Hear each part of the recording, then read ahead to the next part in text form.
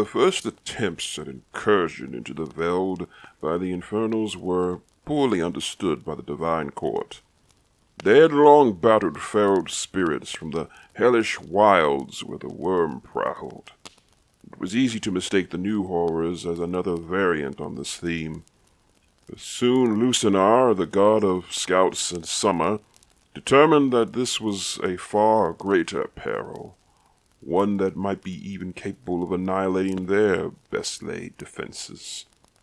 Lacrya risked her sanity to peer into the outer abyss, to view this foe with her keen intellect. She saw the highest infernals were infinite beings, given to equally infinite desires. Some of these beings were of a scope akin to the gods. She felt their malice and their hunger to feast. So, too, the Divine Court realized their actions of generosity had created vulnerabilities. Efforts to pass culture and wisdom and the power over magic to their mortal followers had required gifts be sent from the VELD to Cain. This required an investment of the court's divine essence, leaving both the gods and their realm exposed. Even as the Infernals began to probe the border of the VELD, the Divine Court decided to act.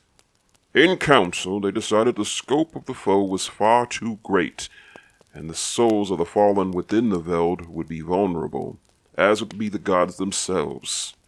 Lacrya perceived that they must flee the parasitic Infernals and collapse the passage behind them. This would require the help of their mortal children. The gods prepared to pass through the veil and into Cain to live amongst the elves, safe from infernal attack, at least for a time. Once the threat had passed and the Infernals had found easier prey, they could return and rebuild. To facilitate their journey, Nysor, the Grand Crafter, began construction of a bridge in Urcain, while elven engineers replicated his work in Cain, creating the Bridge of Worlds. Construction lasted for over 200 years. Though the span of an elf's lifetime, it was but a moment to the gods, built with urgency as infernal horrors clawed at the gates of the VELD, to be met by blade and arrow from the arsenals of the gods. With the Infernals snapping at their heels, the gods abandoned the VELD and sealed the way behind them. Drawing on a great deal of the divine power they had invested in their home, they reinforced the barriers between Cain and Urcain, as well as between Urcain and the outer abyss. Each of these realms were driven apart, and the distance between them hardened. Many of the would-be invaders were destroyed in the process. A rather fitting end, if you ask me. But this left the Divine Court cut off from what remained of the VELD and its inhabitants. It was hoped that this would be a temporary absence. Whatever was lost could always be remade. Their great haste, at least by divine standards, may explain the disaster that occurred when the Divine Court crossed the threshold to Cain.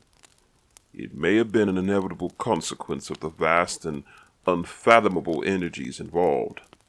From my visions, I believe the gods had forgotten how brittle the material world would be compared to the fluid and resilient fabric of the realm of spirits. Whatever the cause, though the Bridge of Worlds functioned as intended, it collapsed upon their passage, exploding with tremendous arcane force and unleashing utter chaos. This was the cataclysm. It rent asunder the entire empire of Laios, the civilization of my ancestors, and cracked the very bones of the world.